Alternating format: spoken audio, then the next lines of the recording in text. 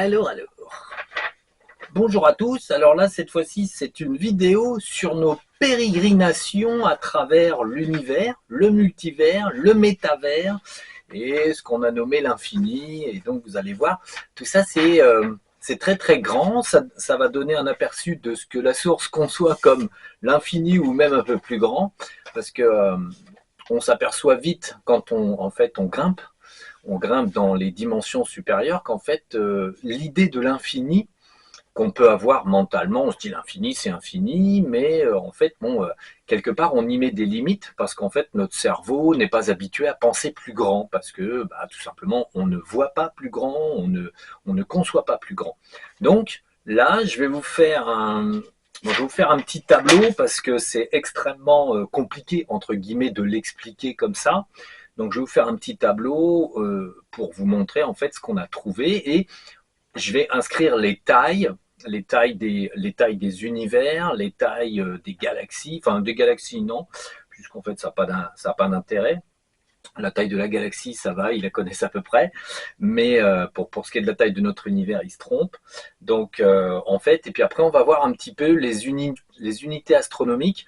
En fait, pour pouvoir naviguer plus loin que l'univers et le multivers, en fait, il faut véritablement en fait, non pas inventer, mais compléter les unités astronomiques. Donc je vous ferai un petit détail de ce qu'on appelle les unités astronomiques et vous verrez en fait que on a été obligé d'agrandir un peu le tableau des unités astronomiques pour pouvoir mesurer de façon non complexe, entre guillemets, au niveau des chiffres et des petits zéros, en fait, le multivers, le métavers et tout ce qu'il y a dedans. Alors, je précise ici que c'est nous, on circule en tout cas dans dans ces grandes choses. Hein, donc, ces choses, on a été obligé de nommer. On a été obligé de nommer, trouver des noms à chaque chose, car en fait, certaines données n'existent pas dans le monde des humains. Et de ce fait, on va pas appeler ça On a essayé de comparer à des astres connus, on a essayé de comparer à des étoiles, des quasars, des choses comme ça. En fait, c'est pas la même chose. Du coup, on a été obligé de donner des noms un peu tout neufs, de façon à pouvoir citer les endroits où on va et nous se reconnaître là où nous sommes. Et comme il y a des degrés et des phases, je vais donc vous faire un détail en fait de ce qui existe dans notre univers, du phénomène des dimensions, et en parallèle je vais vous faire un petit peu aussi tout ce qu'on peut rencontrer au fur et à mesure qu'on évolue dans l'éther. Donc évolution qui n'est abordable que par, on va dire, des jardiniers de la Terre, malheureusement, parce que pour aller aussi loin, il faut passer des caps de nettoyage, des caps d'évolution, des caps de puissance, entre guillemets. Vous verrez qu'il y a certaines choses qui s'appellent des échelles de puissance, donc des choses comme ça. Et de ce fait, c'est inabordable et totalement invisible pour un être qui ne va pas être passé entre guillemets par certains nettoyages. En fait, c'est trop grand. De ce fait, si l'énergie est trop petite, elle ne peut pas se promener dans le trop grand. Donc vous allez voir ça un petit peu. Alors la vidéo risque d'être longue parce que il y a en même temps beaucoup à dire entre guillemets, mais surtout pour être précis, de façon à pas revenir et pas devoir répondre à tout un tas de questions. Il restera des petites choses que je ne vais pas aborder. On n'a pas pris notre décamètre encore pour mesurer certaines choses. On y reviendra un peu plus tard. On mettra le décamètre et puis on commencera à mesurer certaines choses dont, bon, nous, on se promène déjà dedans, mais on n'a pas mesuré. Celle-ci déjà était assez longue à mettre en place parce qu'il a fallu vraiment mesurer chaque chose et de ce fait, finalement, dominer certaines choses de très loin de façon à pouvoir plus facilement en fait les mesurer. Parce que quand on est nouveau dans un espace en fait extrêmement grand, entre guillemets, on n'est pas tout à fait encore assez grand et on ne domine pas cet espace pour pouvoir le mesurer efficacement. Donc voilà, là c'est de ce fait, nous maintenant on est très loin plus haut que certains espaces dont je vais vous citer. En fait, de ce fait, là c'est beaucoup plus facile d'avoir un aperçu, sachant en fait que pour nous, au départ, en fait, déjà il y a plusieurs années, au départ, on se promenait bon, jusqu'au centre de la galaxie, par exemple. Bon, ça paraissait loin. Il fallait un certain temps pour y aller. Bon, quelques secondes, mais un certain temps. Et de nos jours, nous allons en fait à des billions et des billions et des milliards de kilomètres beaucoup plus loin. Et en fait, il nous faut toujours aussi peu de temps pour y aller. dans le sens où une entité, plus elle progresse, plus elle peut voir vaste. Au départ, on pouvait voir donc un univers. Bon, bah, pour voir l'univers, il faut avoir une certaine expérience. Ensuite, quand on sort de l'univers, pour pouvoir contempler le multivers, c'est autre chose. Il faut encore de l'expérience, de la puissance. Et ensuite, regarder au-delà de notre multivers à nous, pour pouvoir contempler le reste, c'est toujours un problème de puissance.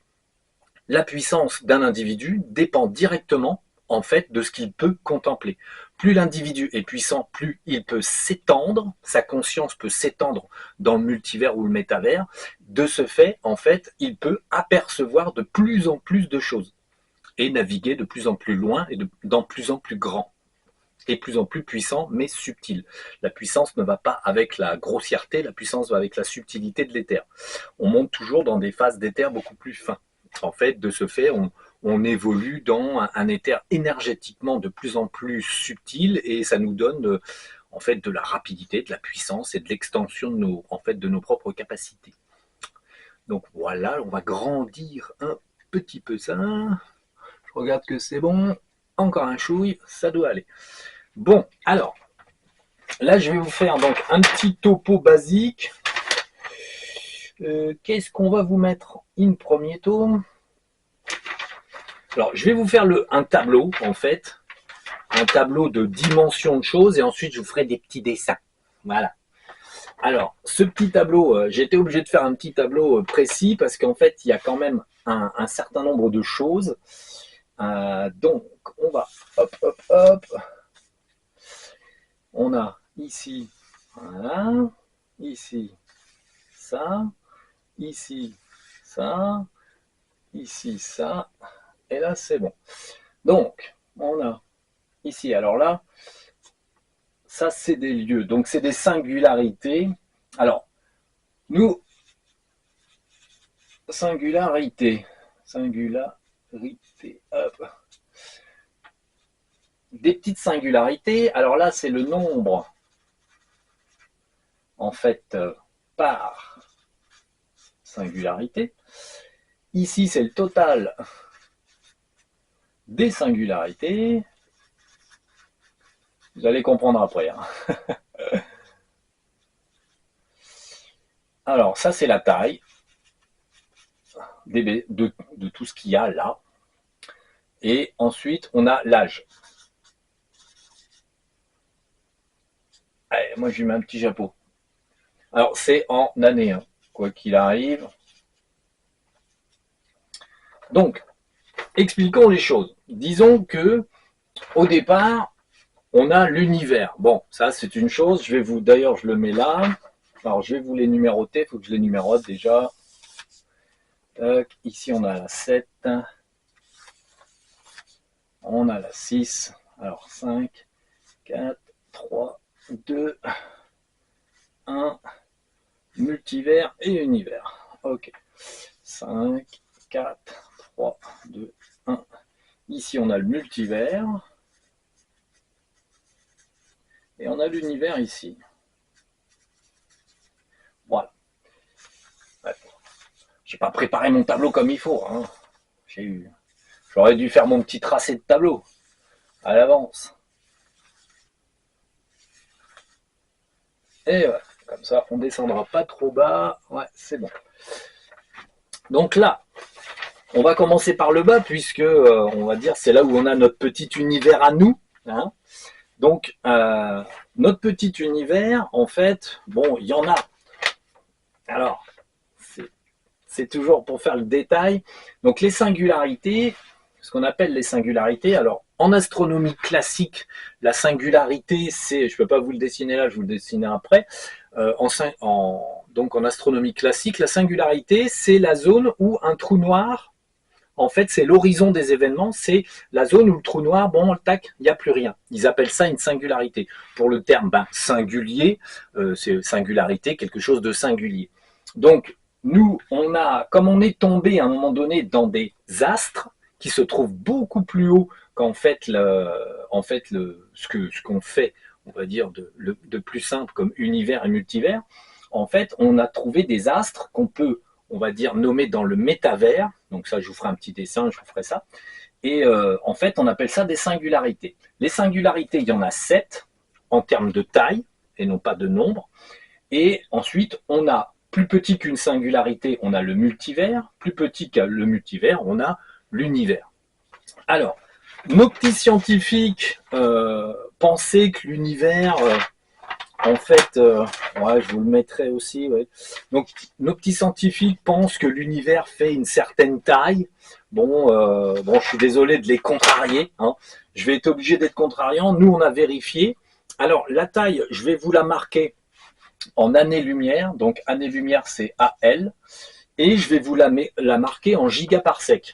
Donc, le parsec est une unité. On va revenir après dessus. Le parsec, c'est une unité astronomique que les scientifiques, on va dire, ont mis en place. Et en fait, on a une déclinaison au niveau du parsec qui est en fait le parsec par lui-même, qui représente 3,26 années-lumière. Et ensuite, ils ont fait des étages, en fait, avec kiloparsec, mégaparsec, gigaparsec. Néanmoins, ils sont jamais allés au-delà du gigaparsec. Et vous verrez que, en fait, il y a besoin d'aller plus loin. Parce que sinon, ça fait encore des très très grands gigaparsecs. Donc, en fait, nous, on a repris un petit peu les, comment dire, les unités de parsec et on les a augmentées. Donc, on va voir ça après. Mais là, en fait, je vous fais en années-lumière et en giga-PRC, donc parsec, gigaparsec. Donc, le gigaparsec, c'est une multiplication de 3,26 années-lumière, donc 3,26 années-lumière fois 1 milliard. Donc il y a quand même 9 zéros derrière. Donc ça fait 3,260 000 années-lumière.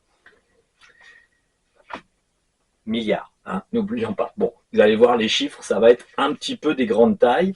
Donc là, on fait déjà ça, ça vous permettra d'avoir ça sur votre écran et ça vous permettra de faire, si vous voulez entre guillemets, le capturer puis le prendre, ça vous permet d'avoir des bases.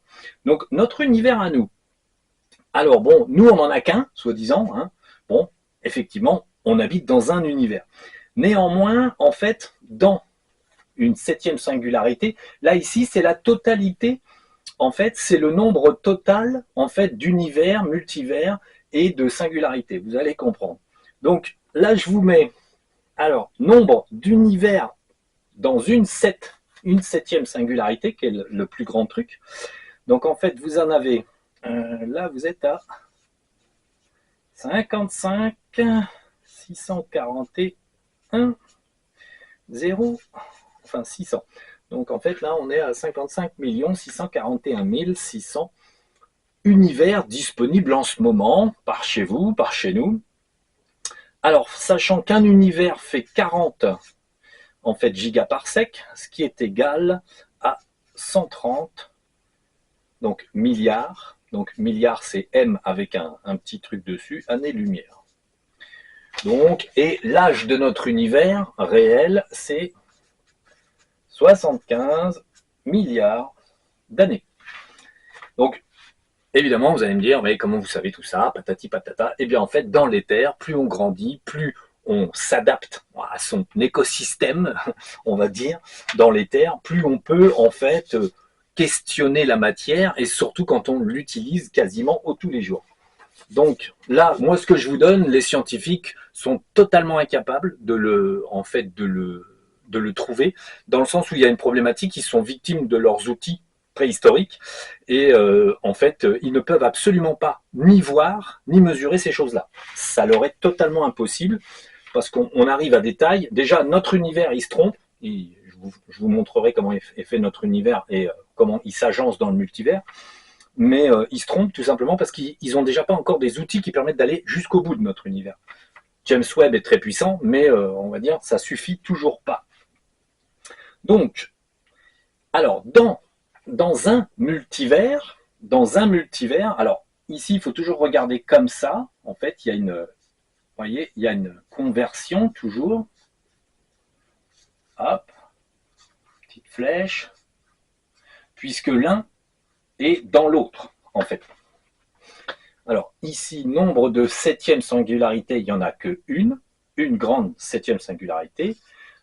Il y a des sixièmes singularités. Alors les singularités sont des astres, mais c'est vraiment très limite au niveau de la texture. Il y a deux sixièmes singularités dans la septième. Il y a ensuite 8 singularités par sixième singularité. Par sixième singularité, vous avez 5 fois 8, 40. Hein, donc en fait, non, c'est pas ça.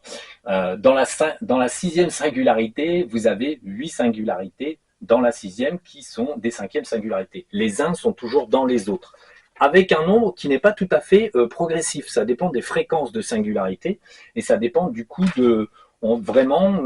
Là, dans la troisième, on va voir qu'il y en a beaucoup moins. En fait, c'est assez intéressant là-dessus. Ensuite, dans la ouais, tac, tac. Là, ici, nombre total de singularités, il y en a 56. Nombre total de troisième, il y en a 168. 3024. Et croyez-moi qu'il ne faut pas s'embrouiller dans les calculs. Hein. Donc ça a pris un certain temps d'agencement, on va dire. Là, il y en a 120 960. Et là, nous avons 2 782 080 multivers. Donc là, le nombre d'univers disponibles, alors là, on n'est pas à une dizaine de millions d'univers près. Hein. Enfin, pas de dizaines de millions, mais on n'est pas à une dizaine d'univers près. Certains univers vont être parfois plus jeunes, d'autres plus anciens, donc vont contenir un peu. Là, c'est une moyenne. En moyenne, dans un multivers, vous avez 20 univers. Donc, 20 univers, hop, ici, on monte dans un multivers. Ensuite, des multivers dans la singularité première. Voilà, ici, on peut mettre première, deuxième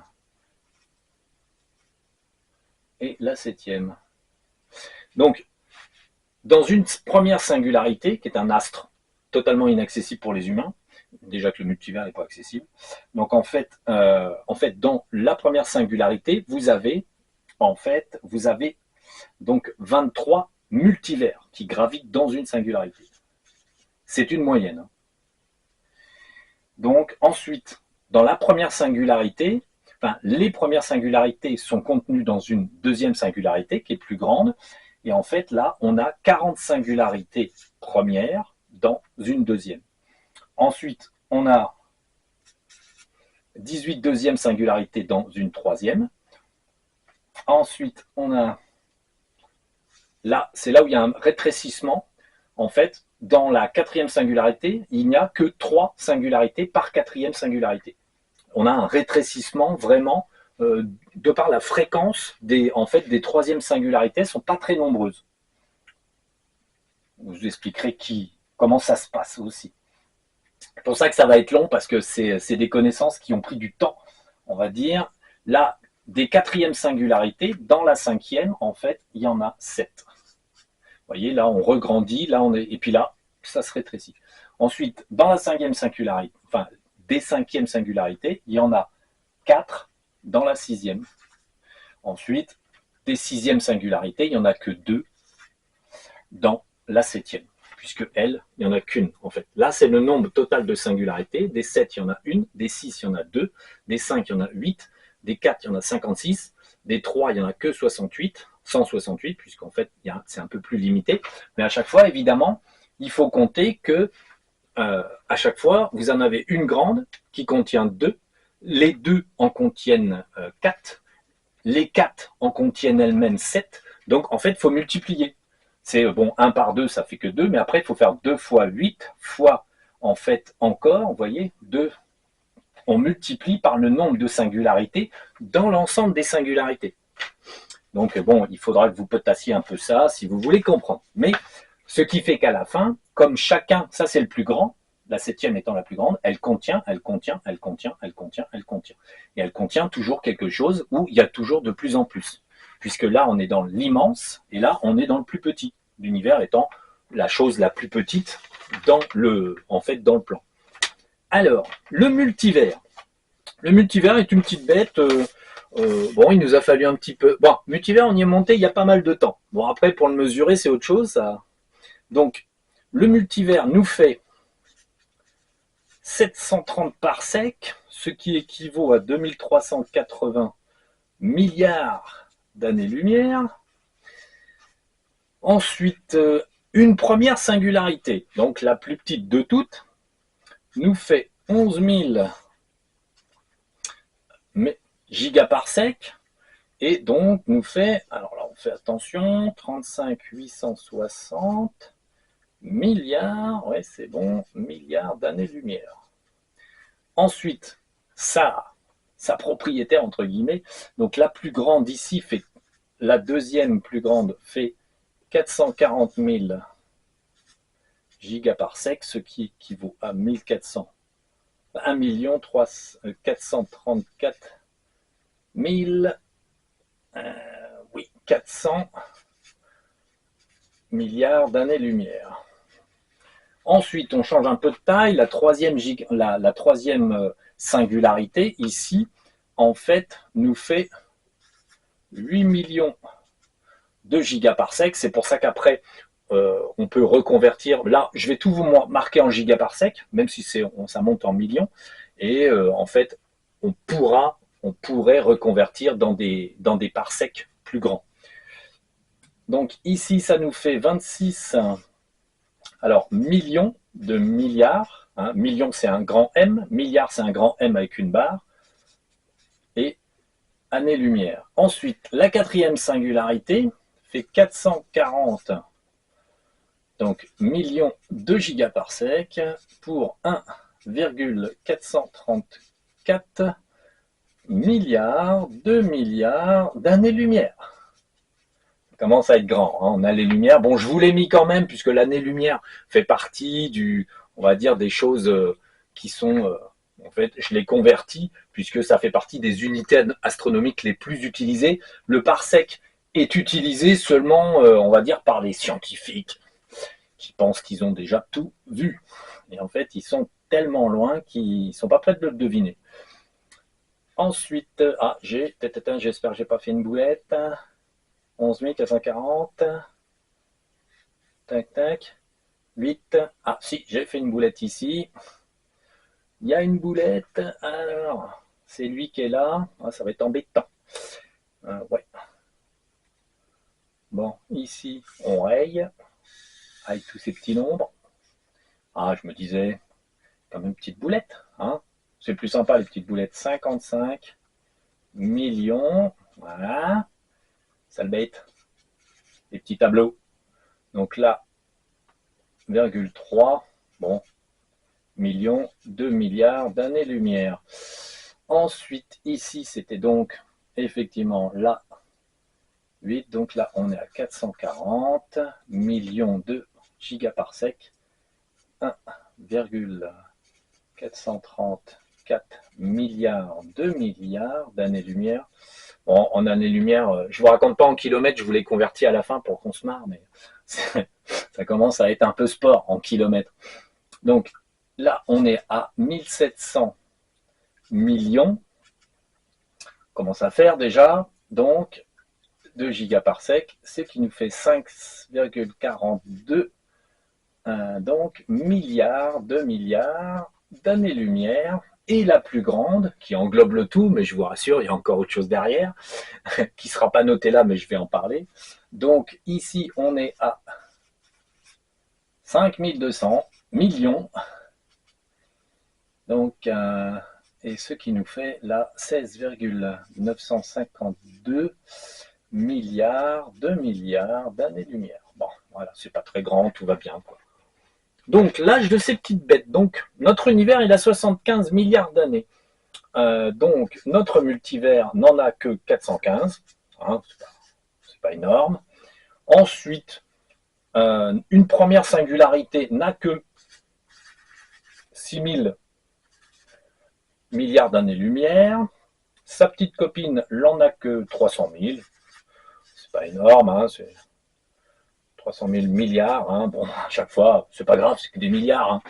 Donc, ensuite, les troisièmes singularités n'ont que 5 millions de milliards d'années-lumière, enfin d'années.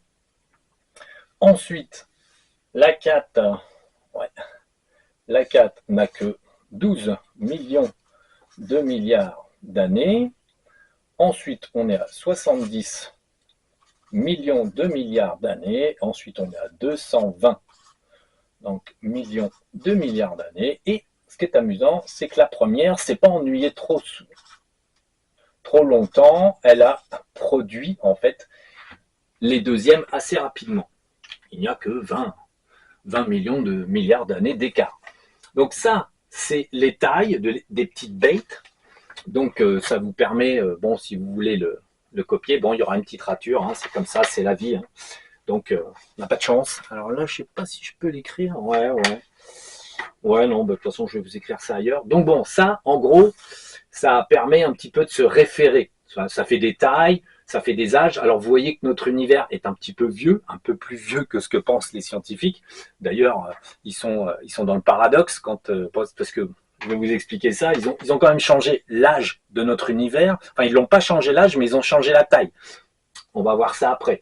Donc là, bon bah ça vous permet de vous faire une petite référence parce que en fait c'est un tableau, voilà, des proportions, un tableau des tailles. On va passer au petit gribouillis, enfin petit gribouillis, voyons. On va passer à des explications visuelles de ce que l'on veut dire par là. Alors, on va dessiner en fait, donc notre univers, les scientifiques savent pas trop quelle taille il a, comment il est, patati patata. Mais en fait, pour mieux s'apercevoir de comment est notre univers, il suffit simplement de le situer dans son multivers. Donc, le multivers, en fait, c'est en gros un trou noir. Alors, c'est plutôt un trou blanc, hein, très, très sérieusement. Il y a une couronne au milieu. Alors, on va dire une couronne, mais non plate, parce qu'elle a une certaine épaisseur. C'est assez intéressant. Bon, là, ici, c'est l'horizon des événements, entre guillemets, de ce trou noir, de ce trou blanc, trou noir. Et ici, en fait, c'est un petit peu la couronne d'accrétion au niveau de la matière. Et autour, ça, c'est donc notre multivers.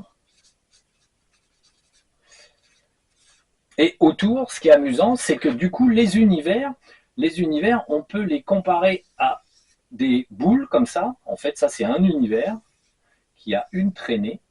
Et en fait, chaque univers en fait, se tourne au milieu de l'un de l'autre. On va dire, il y a un axe central. Vous avez un univers qui est là, un univers qui est là, et il tourne sur un axe central, en rotation, exactement comme les planètes font autour du Soleil, ils tournent autour.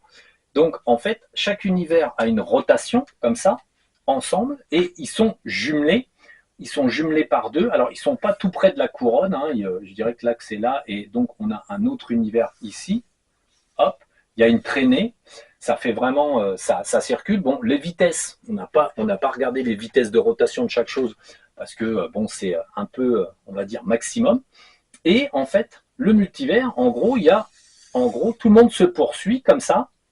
Et ici, vous avez une vingtaine d'univers qui vont en fait se poursuivre. Ils vont se poursuivre comme ça. Alors, ça dépend en fait dans la rotation dans laquelle ils sont.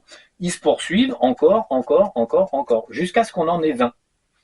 Là, en ce moment, on a 19 univers finis et un 20e en formation. Car chaque univers circule avec son copain. Et véritablement, au niveau des univers, donc là, univers, en fait, la zone, on va dire, d'influence, nous, on mesure l'univers complet.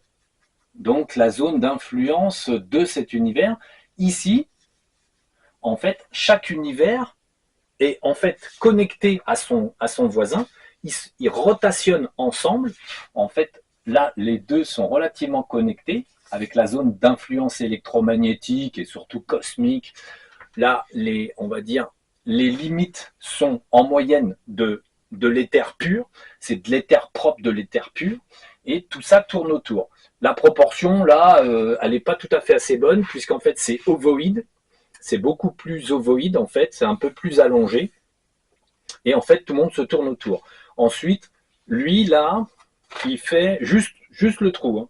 Il fait 50 gigaparsecs. Donc, lui fait 50 gigaparsecs. Ce qui veut dire, en fait, qu'il fait 163 milliards d'années-lumière. Et donc, il est plus grand qu'un univers. Juste le trou, le petit trou au milieu est plus grand qu'un univers lui-même. Donc, ça fait une masse qui est plus importante quand même, qui est plus ovoïde. Tout ça se tourne autour gaiement. Et en fait, ça, c'est un multivers. C'est un multivers qui est pris, en fait, dans une singularité. Donc, le système des singularités est assez simple. En fait, ouais, je ne peux pas vous le dessiner comme ça. Donc, alors, le système des singularités est assez simple. Si on dessine la septième, on va la dessiner, admettons, comme ça. Les singularités, en fait, c'est des astres. C'est pas quelque chose d'extraordinaire. Hein, c'est des astres, mais plus on monte, comme il y a 7 singularités, plus on monte dans les singularités, plus on a de légèreté dans la matière. C'est-à-dire qu'on flirte avec l'immatériel, mais l'extrêmement puissant. Disons que si on prend la septième singularité, elle contient, bon, admettons qu'elle a un cœur, hein, tac tac, puisqu'elle a un cœur, nous on y va. En fait, ça fait une sorte de fontaine, pareil que dans les centres de galaxies. Et elle a dans la septième singularité, on a 2 sixièmes. Donc, il y a 2 grands astres, entre guillemets, qui se tournent autour, pareil, qui se courent après. Et ça, c'est des sixièmes, singularités. Et ensuite, si on prend la sixième, on a une sixième singularité qui contient l'ensemble, en fait, puisque c'est toujours le même principe. Hein. Notre univers à nous, c'est un trou noir. C'est-à-dire qu'il y a le centre de notre univers, et ensuite, autour, il y a en fait le trou noir. Tout ça, c'est sa zone de construction, ça, c'est sa zone d'influence, véritablement métaphysique aussi. Il y a le côté métaphysique énergie, qui n'est pas calculable. Bon, là, il n'y a plus grand-chose, mais c'est sa zone de respect énergétique. Donc, notre univers, c'est pareil. Il y a un trou noir au milieu, et tout ce qui est dans notre univers est contenu dans un trou noir. On a le centre de notre univers, qui, en fait, est un trou noir hypermassif. Donc, il y a dans chaque univers un nombre impressionnant de trous noirs, hein, qui sont des milliers, et dans chaque univers, ça c'est, on va dire, notre univers, il y a des tas de petits trous noirs, alors qui ont des influences, en fait, hein, hop. Et en fait, chaque petit trou noir contient d'autres petits trous noirs. C'est un peu le même système que les singularités, c'est pas le problème. Mais, par exemple, bon, les scientifiques, quand même, à force de gratter avec leur petit télescope, ils ont vu que notre région, donc là, un tout petit bout de rien, à nous, la Terre, on aurait, ils appellent ça le grand attracteur, qui nous, dans les terres, on voit très bien que c'est un trou noir.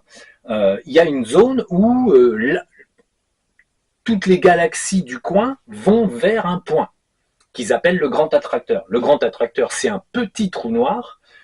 Admettons, on peut dire qu'il est là. Et en fait, il y a d'autres grands trous noirs. Ça, oui, c'était une autre vidéo. Donc, on a à peu près dans notre univers, on a 76.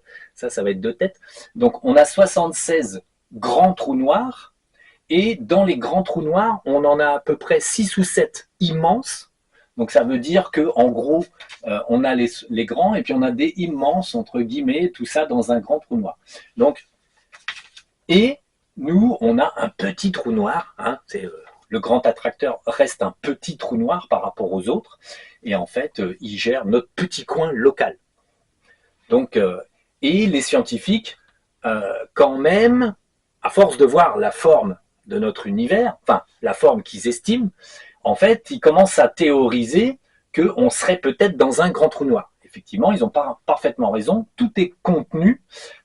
Ça reste de la théorie pour eux, mais pour nous, c'est une évidence. On voit ça, nous, notre univers, on peut le voir de cette taille-là. On peut, au loin, comme ça, un petit bout de chaud qui se traîne, on peut le voir comme ça, on peut le voir plus grand. La taille importe peu dans les terres, du moment que soi-même, on est suffisamment grand pour regarder, on peut contempler un univers exactement de cette taille-là. Ça n'est pas compliqué. Donc, L'idée, c'est que, en fait, du coup, notre univers est dans un trou noir, effectivement, qui lui se trouve pris dans un méga trou noir, qui est le multivers. Mais en fait, le multivers, c'est le méga trou noir. En fait, il y a le centre du multivers et toute la zone d'influence de tout ça, qui s'étend bien au-delà, bien sûr. En fait, c'est le multivers, et c'est ce que je vous ai donné en taille. Ça nous fait un petit bébé de 730 gigaparsecs. Donc la limite, on va dire, d'influence. Vous verrez que les univers, donc, les multivers sont contenus dans une singularité. Donc là, la sixième, donc on revient à nos singularités. La sixième, elle contient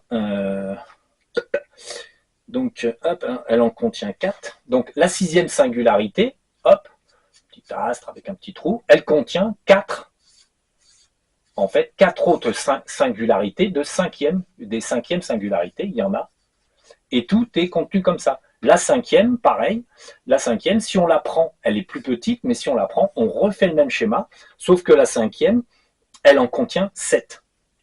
Bien qu'elle soit plus petite, elle contient plus.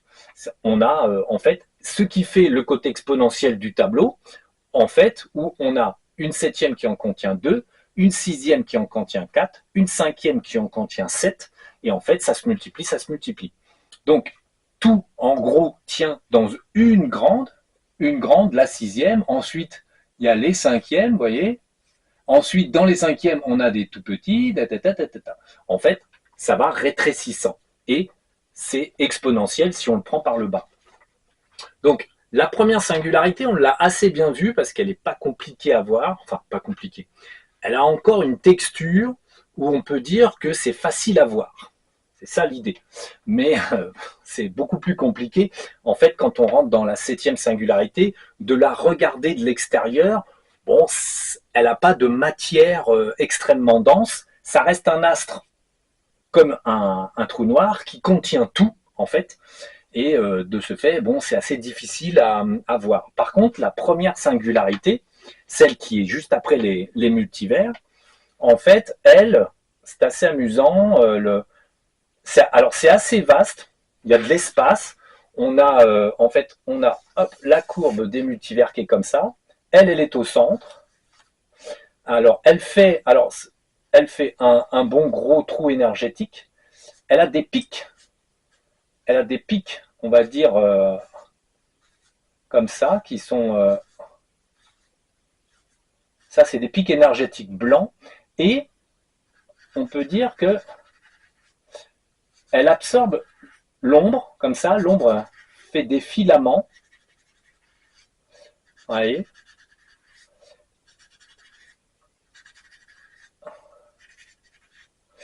Et en fait, ça, c'est la forme que moi j'ai aperçue, que mes collègues aussi ont aperçue. Donc, il y a un noyau très puissant, très blanc. Ça fait des pics, véritablement des pics de lumière. Et en même temps, elle a une double attraction. Elle projette de l'énergie blanche extrêmement fort et elle tire l'ombre. Elle tire en fait tout ce qui est sombre. Elle le tire vers elle et elle le détruit. Et ensuite, autour, à bonne distance, hein, la proportion n'est pas mauvaise là, même peut-être un peu plus loin, on a des multivers. En fait, alors les multivers sont ovoïdes comme ça, avec le petit trou noir et tous les univers autour. Et il y a au moins, on va dire, à peu près deux. Les espaces, c'est deux multivers pour ensuite un autre multivers. Donc la proportion est plus grande, oui, parce qu'il y a quand même entre 20 et 23. Donc en fait, vous voyez, les multivers, ils sont comme ça, ils sont espacés, ils se courent après. Alors, je ne vous fais pas les choses à la proportion, c'est des dessins, par rapport à ce qu'on a vu, on va dire. Ouais, tac, tac, tac, tac, tac. Les multivers sont là. Voilà, voilà. Bon, on ne va pas tous les faire. Donc, tout ce petit monde-là se court autour. Là, il y a quand même une belle distance. Hein. C'est-à-dire qu'il faut voir qu'un multivers faisant 130, on va dire 730 gigaparsecs, là, on a le double. En fait, on en a la proportion, c'est 2 ici, 1 ici. Et vous voyez, 1, 2, 1, 2. Donc, c'est très très vaste. C'est pour ça qu'une première singularité, alors ça c'est la première singularité ici, hein. Donc hop, ça c'est la première, donc singularité.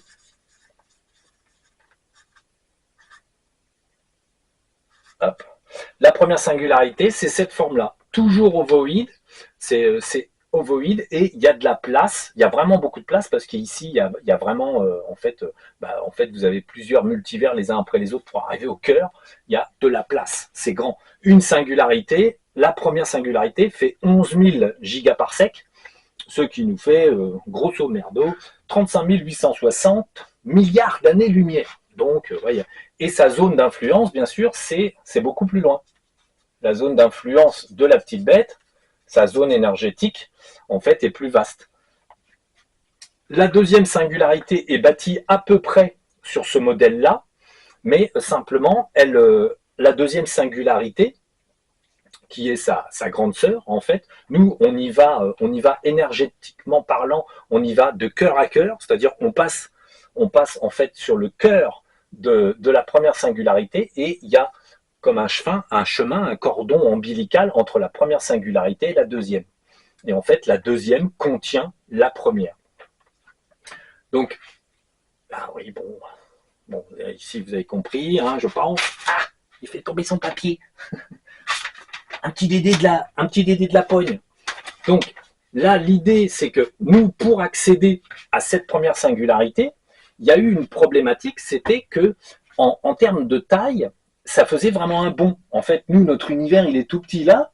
Et puis, bon, même si on montait au multivers, on était dans le cœur du multivers, mais on était très loin. Finalement, il y avait vraiment un cap énergétique à passer. Et du fait, pour accéder à ces singularités-là, il a fallu en fait passer par un processus. Et je vais vous expliquer le processus après. Là, vous voyez, donc, bon, là après, je vais pas vous détailler les choses. Bon, septième singularité, seul truc, c'est que voilà, on est sur des tailles. Septième singularité, on est quand même sur des tailles de 5200 donc millions de gigaparsecs. Donc ça, c'est ce qu'il y a de plus grand. Alors là, on reste dans la matière. On va dire, même si à chaque fois, première, deuxième, troisième, plus on monte, là on a septième, sixième ici, en fait, même si on monte, en fait, quoi qu'il arrive, la première singularité ici, n'a pas d'équivalence dans notre système à nous, notre petit système solaire, dans notre univers à nous. On ne va pas trouver un astre qui lui ressemble. Genre un quasar, un pulsar, un magnétar. Non, il n'y a pas. En fait, là, on est sur quelque chose de nouveau, on est sur quelque chose qui n'existe pas, au même titre que le trou noir ici, hein, parce qu'en fait, là, en fait, il faut le dessiner avec une certaine épaisseur, entre guillemets. Là, il a une épaisseur. En fait, il faudrait faire comme ça, parce que ici, il y a une épaisseur réelle. Le disque d'accrétion, au lieu d'être plutôt assez plat, il est très épais. On va dire, il a vraiment une proportion d'épaisseur inouïe, en fait, par rapport à un trou noir classique. Il est très épais et ça s'étend beaucoup plus. En fait, les proportions sont toujours bien déployées, bien gigantesques. Celui-ci, en fait, le multivers, on pourrait le comparer à peu près à ce même plan-là. Il y a de la place. C'est pas étriqué, c'est pas, il y a absolument pas de, enfin, c'est pas économe du tout. La source n'est pas du tout économe sur l'espace. Et pour arriver à la première singularité, il y a un niveau qu'il faut passer. En fait, la source, ici, là, cette connaissance est inconnue parce que aucun être vivant sur Terre ne peut accéder à cet endroit-là s'il n'a pas subi un nettoyage et une augmentation de ses propres capacités. On ne peut pas accéder à ça tout simplement parce qu'en fait, on est trop petit, on est dans notre univers ou dans notre multivers, ça passe encore, mais pour sortir de notre multivers et aller observer des choses comme ça, forcément, il faut dézoomer pour pouvoir observer, et de ce fait, en dézoomant, il faut être immense à la fois, donc il faut faire ça fois 100 ou fois 1000 pour pouvoir le voir réellement à la proportion. les singularités, à un moment donné, les premières singularités, en dézoomant dans l'éther, on a vu qu'en fait, ça faisait, en fait, vous aviez des groupes comme ça de singularités, vous voyez, comme ça, hop, qui étaient les unes à côté des autres, entre guillemets. Bon, alors c'est en rond, hein, c'est dans un rond, donc bon, peut-être qu'il y en a là. Mais on voyait que ça suivait en fait une méthodologie de rangement et qu'en fait elles étaient alignées les unes à côté des autres. Et en fait, par exemple, comme il y a en fait donc ces 40 des premières singularités dans une deuxième singularité qui est en fait qui est grande, qui est pareille, qui est comme ça, en fait il y en a 40.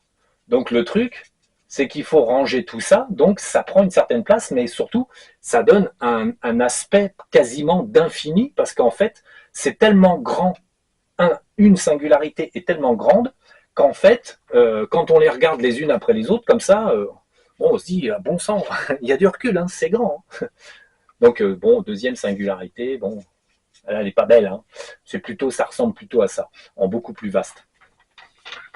Donc, au même titre que l'univers a on va dire, un trou noir qui appartient, entre guillemets, à une entité, en fait, nous, au fur et à mesure qu'on montait en puissance, en fait, on occupait la responsabilité, entre guillemets, par exemple, du multivers, de l'univers. Ça, je ne sais pas si je vous en avais déjà parlé, oui, il me semble. Donc, en fait, chaque personne qui monte occupe une certaine responsabilité. De ce fait, il faut savoir que les singularités, plus on a monté, plus il a fallu nettoyer, puisque ce métavers, hein, parce que bon, les singularités, en fait, c'est présent dans un métavers. Donc ça, c'est le métavers. Le métavers, en fait, contient donc la 7, 6, 5, 4, 3, 2, 1. Bon, on verra plus tard qu'il y a dans le métavers plusieurs singularités septièmes qui sont disposées à droite à gauche. On n'a pas encore tout à fait regardé, mais en fait, comme on est monté un peu plus haut sans s'en occuper, on était déjà occupé à trouver les calculs de ça. Donc, on a l'univers, le multivers, le métavers représente la globalité des singularités, et en fait, le métavers lui-même est contenu dans une zone, dans une zone qu'on pourrait appeler le premier infini, et il a une forme en fait, une forme de racine un petit peu, je dirais plutôt un rhizome. On voit que ça fait des formes de rhizome, il y a des branches, il y a en fait des chemins à droite à gauche, et ça c'est le métavers. Et notre septième singularité dans laquelle il y a toutes les autres et tous les univers et les multivers, en fait, c'est dans une branche, mais il y a tout un tas d'autres branches. Donc après, nous irons compter les métavers dans le premier infini. Donc, ouais, je vais vous faire donc le plan de montée. Ouais, on va juste faire, pour rigoler en fait. Donc, alors, ça paraît compliqué à comprendre, mais en fait, il faut bien voir le côté où tout est contenu les uns dans les autres. Et la septième singularité, qui est énorme, est contenue dans une forme, là, qui est une forme un peu rhizomale, un peu racine-rhizome. Bon, je vais vous le dessiner vaguement comme ça. Donc en fait, en termes de dimension, là, quand on est au-delà des singularités, on est au-delà de la matière. On y reviendra. Je vais juste vous le faire un petit peu. En fait, c'est pas très facile à dessiner, mais c'est en fait c'est assez. Ça fait des petits ronds comme ça, et c'est pas un gros caca. Hein.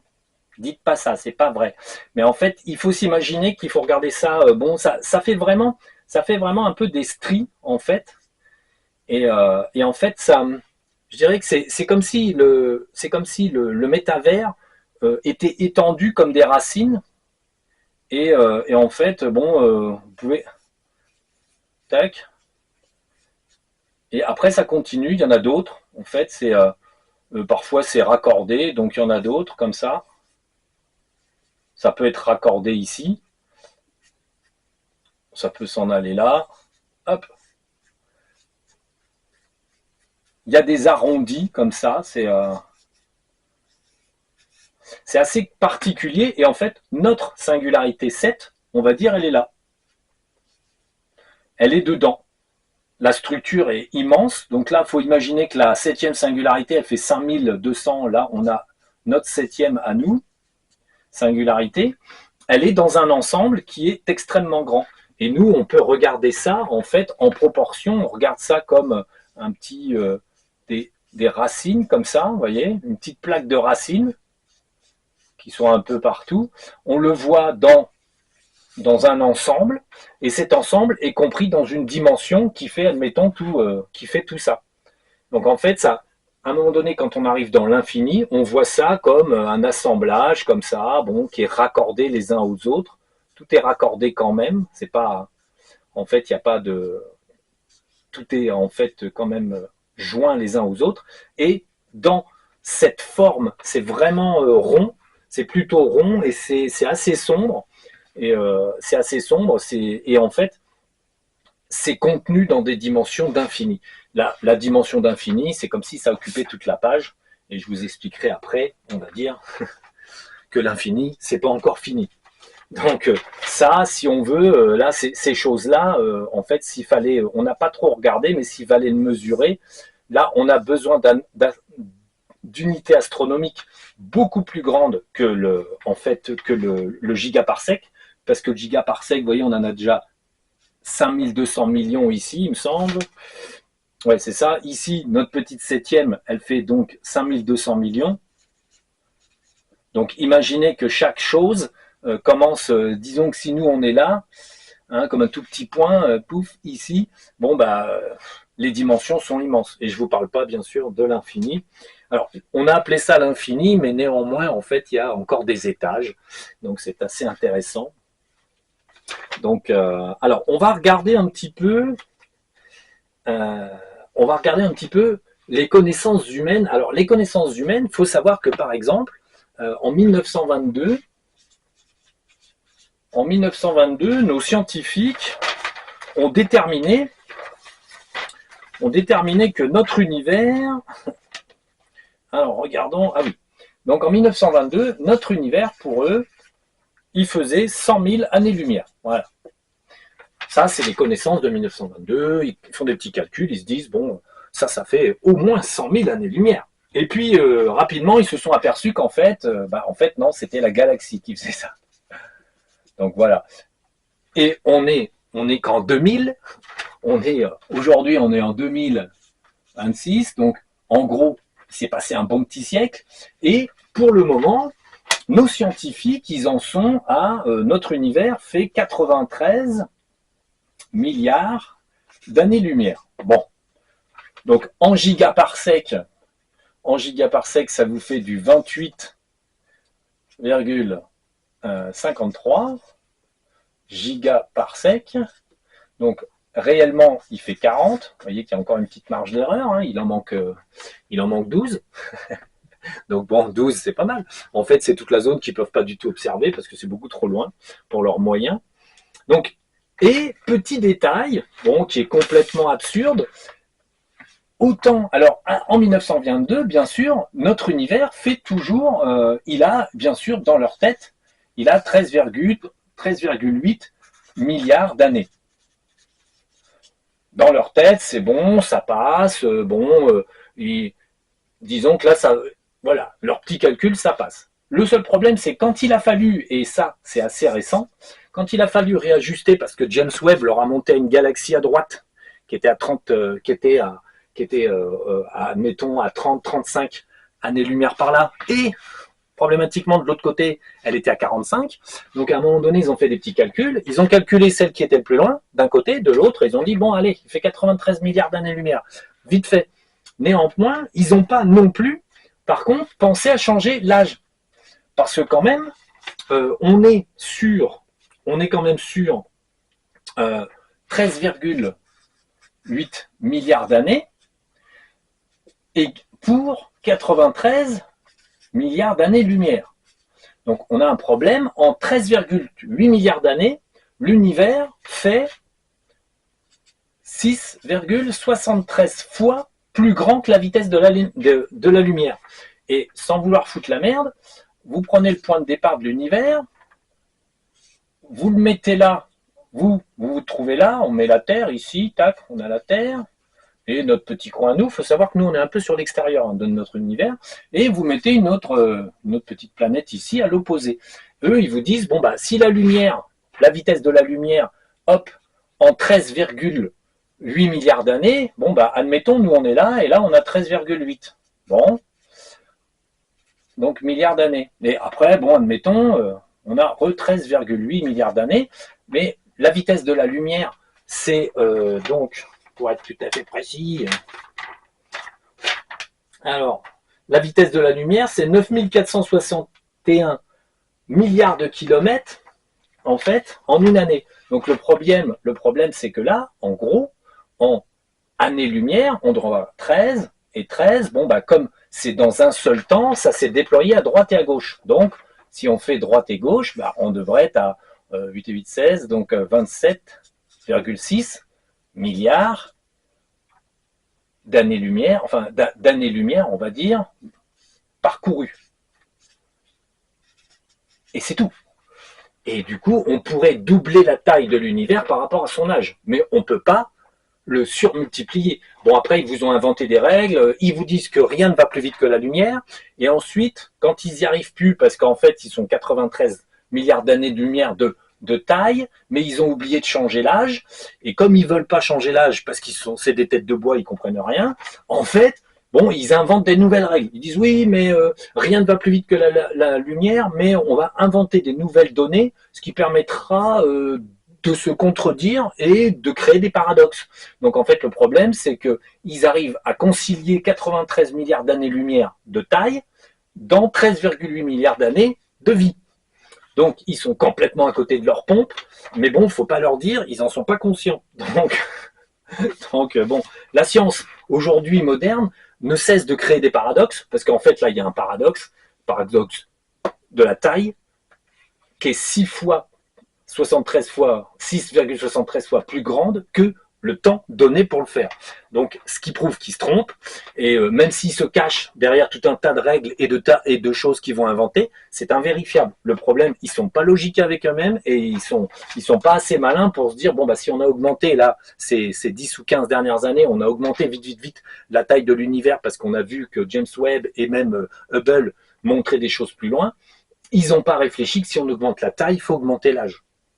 Donc bon, un jour on leur expliquera, hein, c'est pas grave. Donc voilà. Ça c'est un petit détail, on va dire, dans l'ensemble des détails. Ensuite, donc on va regarder un petit peu le côté... ouais, ça... Ah, la feuille est retombée. Je n'ai qu'une seule feuille, elle n'arrête pas de tomber. Alors, ça c'était pour la petite blague en fait de base. Alors on va voir que par exemple, la science d'aujourd'hui en fait a catalogué tout un tas de choses, c'est-à-dire que bon, même si l'univers fait une certaine taille, ils peuvent voir avec leurs petits outils là, ils peuvent voir en ce moment, bon, des planètes, des exoplanètes, des satellites, des astéroïdes, des comètes, des soleils ou des étoiles, des amas d'étoiles et des nébuleuses et des galaxies.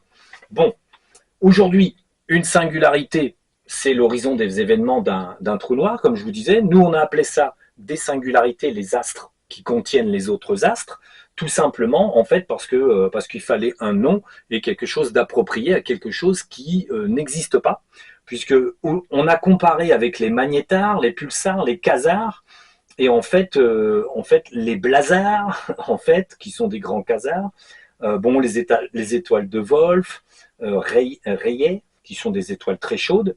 On a comparé avec les supernovas, les hypernovas, et en fait, il n'y a rien. Il n'y a strictement rien qui est comparable à une singularité. Même la première, elle dépasse de loin véritablement tout ce que la science, en fait, a mesuré, calculé et autres. Parce que tout ce petit monde-là, en fait, c'est les singularités. Plus on monte dans les singularités, donc de la première, deuxième jusqu'à la septième, plus on a une matière qui n'est pas en fait, qui n'est pas connu des hommes. Et c'est un mélange, en fait, éther pur, matière primitive, et chaque singularité, en fait, est tellement vaste qu'elle n'est même pas visible pour du matériel astronomique. Vous êtes dans une singularité, vous ne pouvez pas la voir, puisqu'en fait,